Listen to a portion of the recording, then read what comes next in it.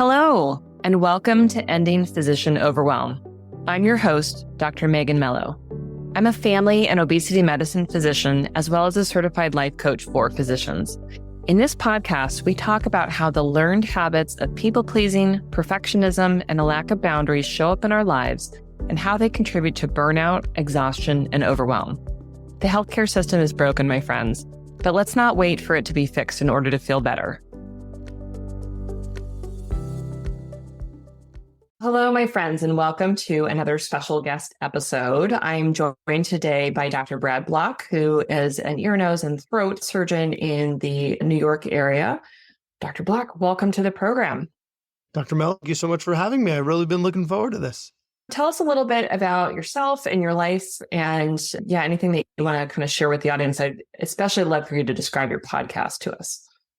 So as you said, I'm a private practice otolaryngologist on Long Island. I'm part of the name of my practice, so I can plug that, is ENT and Allergy Associates. We're actually the biggest ENT practice in the country. I think we're probably 5 times bigger than the second biggest practice. So we're huge, but we're owned by physicians. Like, we're partners. And when you join our practice, you typically on a path to equity partnership. So when you join, you have just as much equity as every other partner in the practice, which is an amazing model. I think that private practice should strive to be. And that's how we've grown so big, because you're like, am I going to join this private health system where I'm inevitably going to be just another physician among many?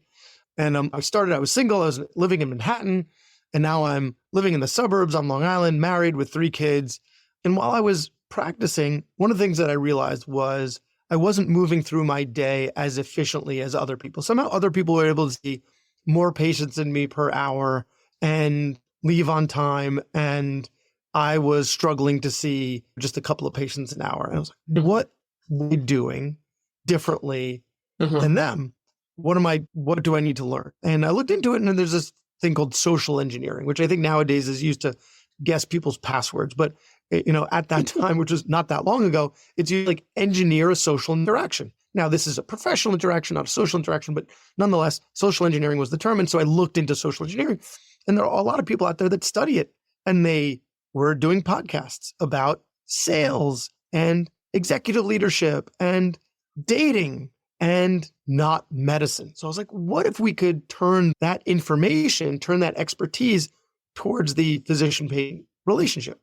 Right? And so how am I going to get an audience with these people? Started a podcast.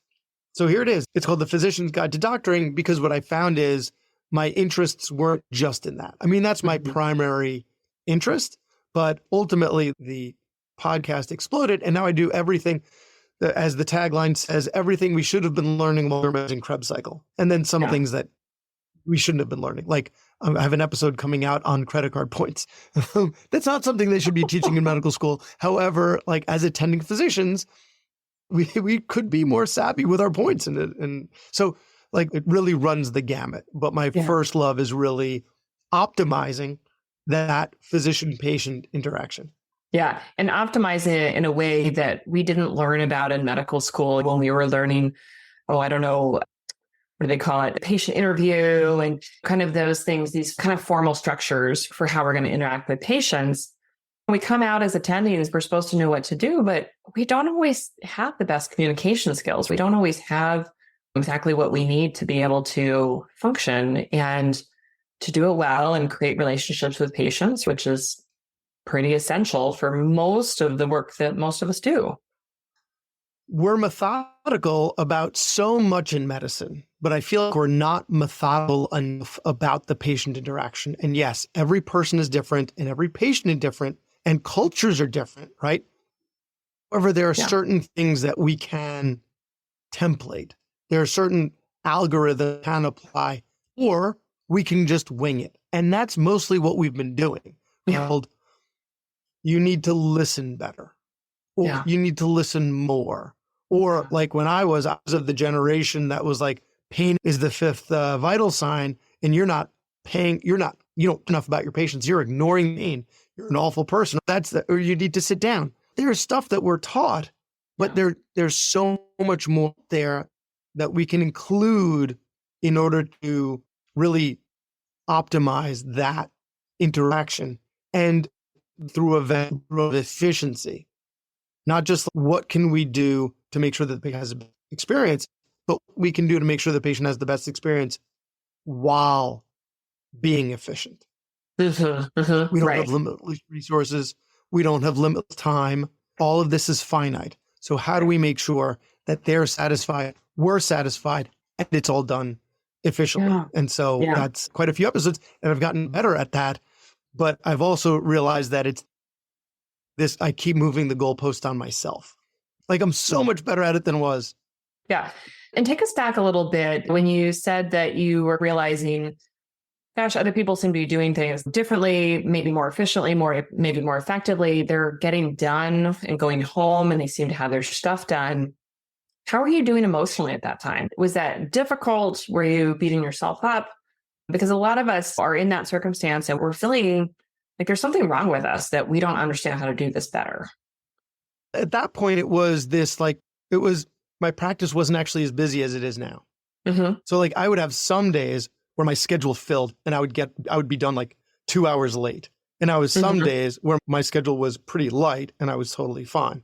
But it was just on those days that I had tons of patients. So that wasn't really the overwhelm. Actually, the podcast wasn't started specifically because of the overwhelm. The podcast later became the cause of the overwhelm. That's when it occurred. But it wasn't like the other way, maybe the other way around. Like I was able to increase my capacity because I became more efficient at it, because I was previously I just wasn't as busy. I was like a junior attending. You didn't have the patient count. Yeah. Exactly. Yeah. So talk to us a little bit about that as well, because with the podcast, we were talking before the show that it's very easy in anything that we do to sort of put ourselves into too much. And a lot of us who are practicing medicine might think, gosh, I want to go do this other stuff. I want to teach. I want to coach people. I might want to start a podcast. I might want to have this other business, thinking that will automatically be better, easier than what we're doing now for solely doing patient care. What's your experience been in starting that podcast? And what have you been learning about that as you've gone through? So one of the things, what I'm learning is that I'm not great at that, right? Is that it's a problem and it's still a problem. And I need to sign up for your coaching because I keep on adding more. What happened at one point in my career was I realized that I was overwhelmed. I was on these committees. So the way my practice is run is we've got an elected physician board, and then we've got these committees that make recommendations to the board. Because the board, they're full-time practice physicians, they can't be everywhere and know everything. So we have these boards that like take these deep dives into different topics, like the electronic medical record or compliance or our website or whatever. And so I was the chair of the audiology committee. We have the largest audiology department outside of the VA. So we have a ton of audiologists that chair the audiology department. So on the compliance, so I was reviewing charts to make sure that everyone was coding appropriately. Our practice, I have to say, it sounds amazing, right? Now that I'm saying it, we've got our hand in everything and we're managing it really well. I'm just really proud of what I'm a part of. Sorry, I had to take that moment there because I was realizing it, how, as I was saying it, what it sounds like, wow, we've really got it together. And we do. But like at one point I was like, I'm done with these committees. I'm off both of them right now. And what had happened was when I started my podcast, actually, it was when my second son was born. So my first two are 18 months apart. And then the third one came 21 months later. So they're all very close together in age. And so what happened was when the second one was born, a little while after, that's when I started my podcast, because I had taken like a paternity leave, but my paternity leave was just like one day off a week for like a couple of months. Wasn't a big Instead of having it like, one chunk front loaded, like I took that week off and then I went back to work, but I only worked like 4 days a week. So now I had this one day and the little ones are napping. So I had some time. So I started the podcast. Meanwhile, I'm doing the committees, and then the kids are getting older, and then we have another one, and then it just keeps on piling up. And that's when I hit my first, and I'm sure I've been overwhelmed, but the first and recent memory of when I was like, enough. Okay, I'm out. I'm out of everything. And so I quit those committees, even though my time commitments weren't that great. Like I stopped going to meetings and I was just like, I'm not going to anything anymore. You can't make me. No, I'm not a resident. You can't make me. Right. And then stuff started coming up again. Yeah. So I was in this good place, but bunch of little kids, nobody sleeping, still have a full-time job, right? Yeah. I'm the sole earner for the household. Like it still wasn't easy, but I think at that point I was at, as we've talked about before, whelm. I was like, it was still a lot, but at least I wasn't overwhelmed. Yeah. And so that was, I think, my first real struggle with overwhelm. And I apologize. I've totally gotten away from the question now. And I don't know if I even answered it. What is it when someone has a psychological issue and it's like, is a train of thought? Is that the one where they like never make it back to the beginning question? Yeah, they're tangential. Tangential. Yes. Just getting right up. Yeah. Tangential. But did that? Yeah, no, that describes it. And I think it's just something that we don't necessarily realize until we step out and do something differently, that we are generally not used to setting limits and boundaries, right? Kind of putting in time for self-care, making sure that we're not overextending, because we're trained in this overextend model and put everybody else first. And you have to ask permission to do this or that thing, even if it's using the bathroom. And when we come out, we have this permission to take back control of our lives, but no one ever tells us that.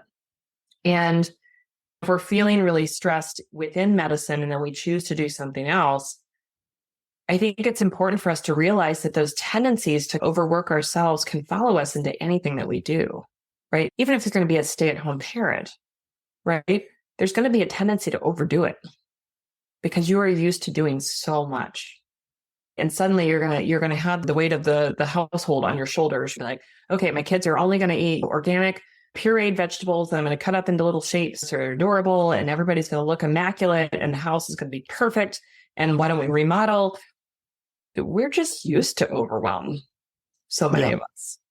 And so I think, as you described, you were used to sort of doing too much. And so it's easy to like make something too big and not set aside that time and space for yourself, right? Or the time and space for your family. Let me tell you what happened next. So I quit all those committees, but I still got the podcast, do it once a week, going well. But something I've always been I talk about on my show and interview people about, and it's always been an interest in mine, is like the patient experience and also the staff experience, like customer service. And a lot of the stuff I read about customer service ultimately gets down to staff experience. The better the staff experience, the better your patients are going to be treated. And so I wanted to bring that ethos into my practice. Mm-hmm. So I started another committee. Now I'm the chair of the patient experience committee, and we're meeting, and now I'm doing stuff. But I mean, it's stuff that's really important to me and I'm passionate about, but it's compliance. It's hard to be passionate about compliance, reviewing charts, but like the patient experience, really important to me that the staff has as good experience as possible. And, here are the reasons why, so I started this committee, and then I decided my podcast, was recommended to me that if I increased the frequency of the episodes, my downloads would go up, and and then I'd be able to get more sponsorship, and I might be able to turn it into more of a business. So now I'm chairing this committee, and now I'm doing 2 episodes a week on the podcast. Absolutely. And yes. And so now and then there's other stuff that I want to do with my practice as well. Yeah. Like, I thought about maybe running for the board. For any of the ones who listen, who are in my practice, I'm not running for the board. I'm not, this is me, right? I'm not ever, maybe not ever, but this point in my life, clearly not the right time for me. But there is that voice. Maybe you should. It's this constant, and I think naming it and recognizing it, that our tendency is to do that is so important. I don't want to live with regret. I don't want to live with regret that I never did this. Right. I never went back to school and got that MBA and JD and this. Everybody. Yeah. What about these other people that are doing this? Don't you see? But Megan, don't you see these other people online with their coaching businesses and how successful they are? Like those voices. Yeah. No, it's so true. And I don't know, I see We'll see things out there in the world, give 110% and go all in. And I actually tell people, you know what? Not for us. Turns out we're too good at doing that, because you say 110, it's going to be 120. Yeah. And we tend to have much more struggle, right, around taking that time for ourselves, taking that time for our families, creating hard stops for ourselves. And so I think that's really helpful for people to hear, right, that we have to sort of constantly be working and adjusting and figuring out, and we have to constantly be saying no to great opportunities and being really clear on what our priorities are, because a lot of great stuff will come our way. Yeah. Can't do it all. But it's hard. It's a struggle for most of us. Yeah. Not just you and me who are on. And yes, some committees we're really passionate about, right? And others are not for us, but we were flattered to be asked. Yeah. Right. And we got to learn to let go and say no. No, thank you. No, thank you. But yes, it's a never ending cycle. Tell us how you are learning how to tune into that.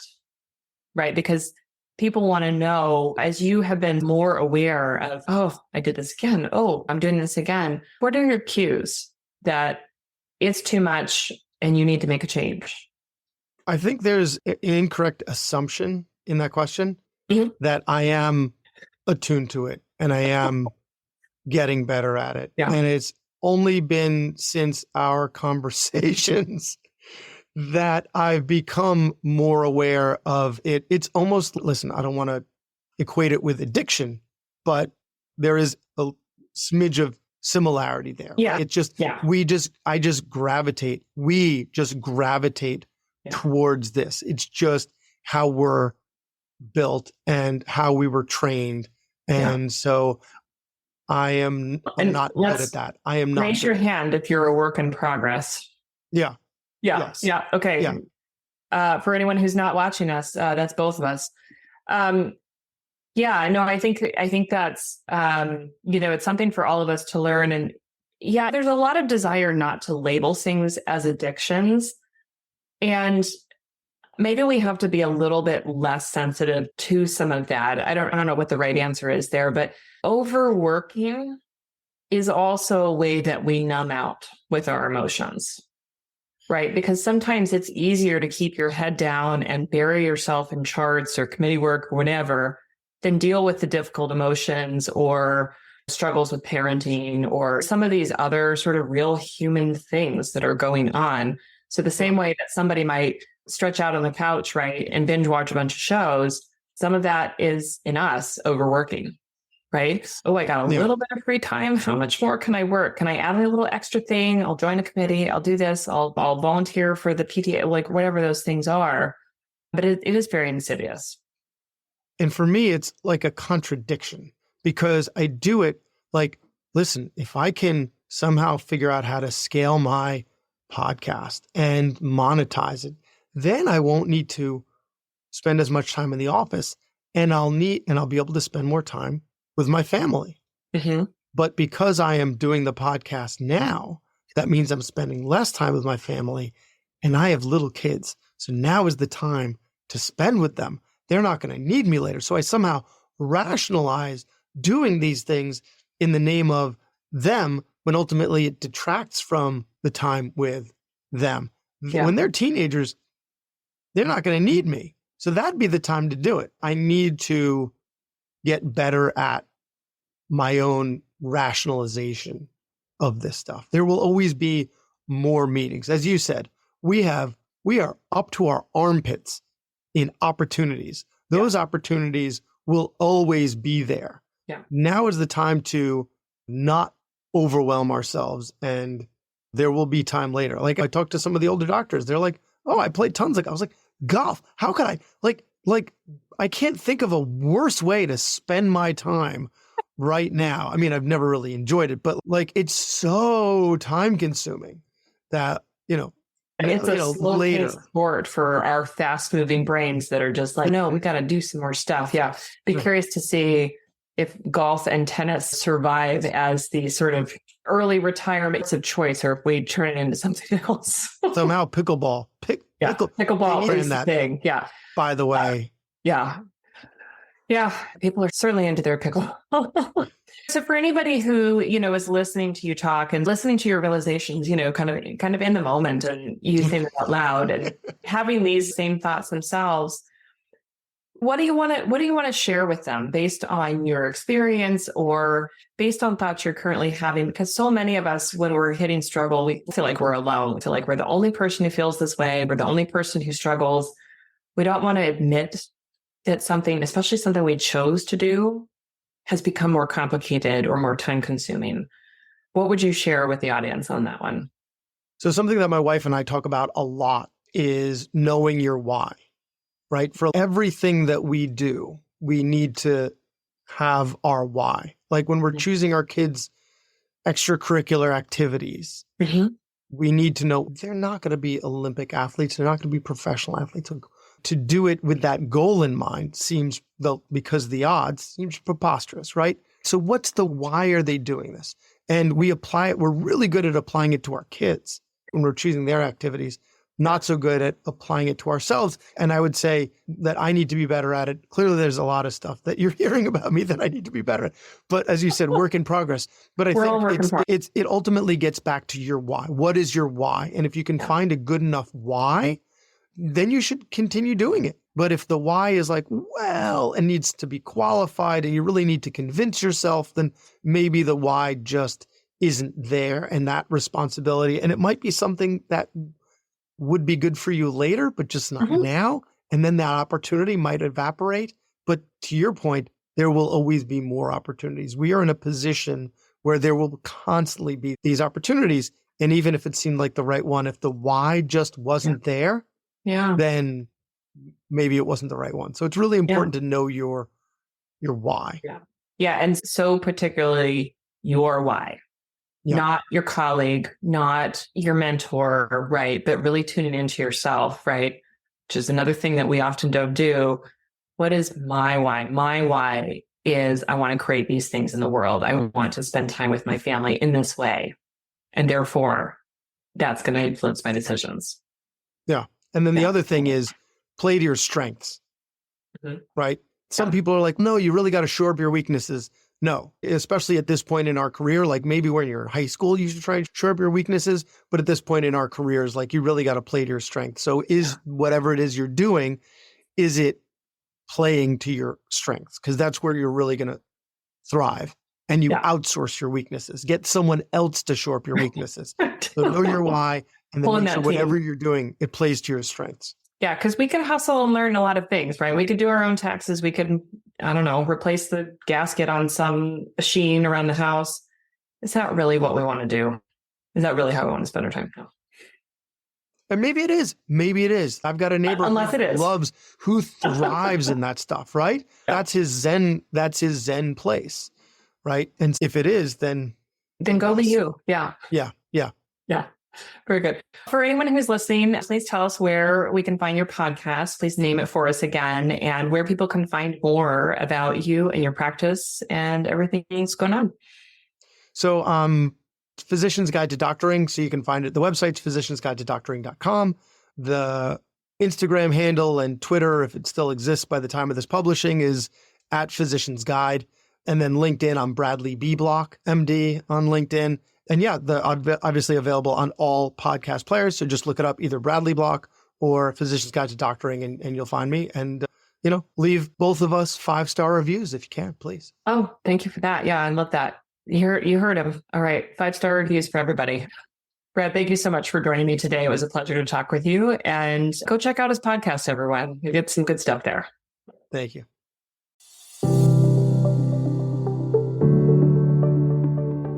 Well, that's our show for today. Thank you as always for listening. To learn more about my coaching programs, head to www.healthierforgood.com. And if you love this podcast, please drop us a review on iTunes or support the show by clicking the link in the show notes. Until next time, take care.